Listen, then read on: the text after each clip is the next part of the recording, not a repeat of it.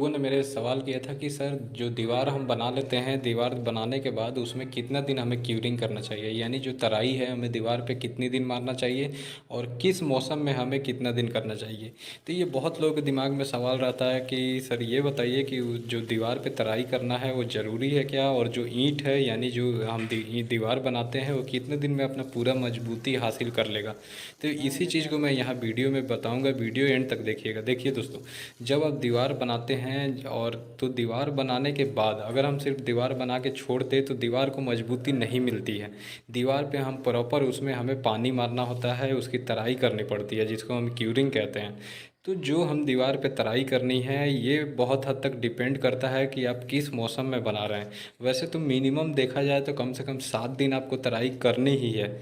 और ये डिपेंड करता है कि आप किस मौसम में अपना घर बना रहे हैं। जैसे कि आप अगर ठंडी के टाइम में बनवा रहे हैं तो आप एक सुबह में एक शाम में अगर पानी मार देंगे तो भी सही है।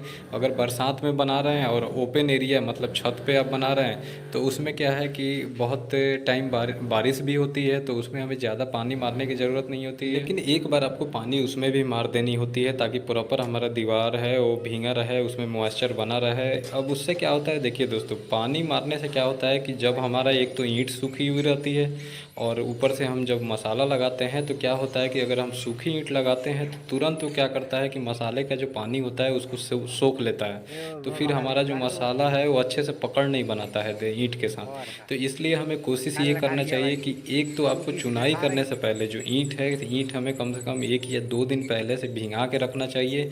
और चुनाई से पहले यानी दीवार जोड़ने से पहले भी हमें ईंट भिंगा कर ही इस्तेमाल करना चाहिए। उसके बाद जब आप वो मॉइस्चर बना रहेगा ईंट में, वो ईंट यानी तर रहेगा, तो जब हम उसमें मसाला लगाते हैं तो वो उसके पानी को नहीं सूखता है।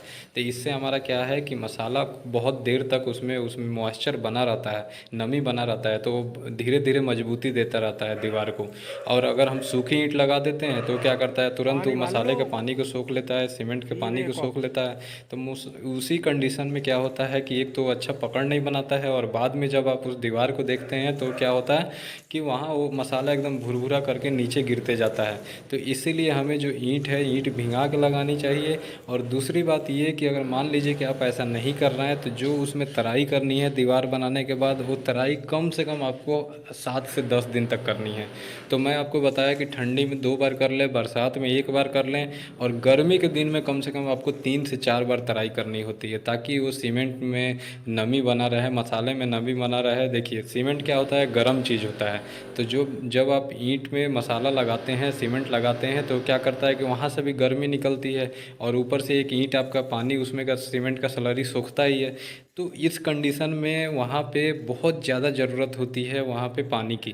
तो इसलिए शुरू के 7 दिन तो आपको देना ही है, और गर्मी का टाइम है तो दिन भर में आप 3 बार पानी उस पर ज़रूर मारें। और कोशिश करें कि 3 या 4 बार पानी दिया जाए, तब जाके आपका दीवार प्रॉपर मजबूत होगा, और धीरे धीरे वो स्ट्रेंथ को 10 दिन 12 दिन में अच्छे से मजबूत हो जाएगा। तो फिर आपकी दीवार कभी नहीं टूटेगी। अब बहुत लोग क्या गलती करते हैं, 3 4 दिन मार देते हैं फिर छोड़ देते हैं। तो उसमें क्या होता है कि वैसे उस कंडीशन में जो मसाला है अच्छे से पकड़ नहीं बनाता है, मसाला वहाँ से गिरने झड़ने लगता है, तो भी वहाँ दीवार कमज़ोर हो जाती है। अब जब आप प्लास्टर करते हैं तो प्लास्टर से पहले भी आपको प्रॉपर दीवार को कम से कम इतना तर कर लेना चाहिए कि जब आप उस पर हाथ रखें तो आपके हाथ में पानी आ जाए। तो उससे क्या होता है कि जब आप उस पर प्लास्टर का मसाला मारेंगे तो वो क्या करता है, बहुत मजबूती से उसमें बॉन्डिंग बनाता है, प्लास्टर अच्छे से होता है। और जो है मसाला ईंट जो है आपके प्लास्टर के मसाले का जो पानी है वो सोखता नहीं है। तो इस तरह धीरे धीरे वो प्लास्टर बहुत मजबूत होता है। और प्लास्टर करने के बाद भी आपको कम से कम गर्मी के टाइम में 3 बार पानी मारना है, ठंडी में 2 बार मारना है, बरसात में भी अगर आप अंदर प्लास्टर कर रहे हैं तो कम से कम 2 बार पानी मारें। और आपको ये प्लास्टर में भी 7 से 10 दिन तक पानी मारनी है, तब जाके आपकी प्लास्टर काफ़ी मजबूत होती है।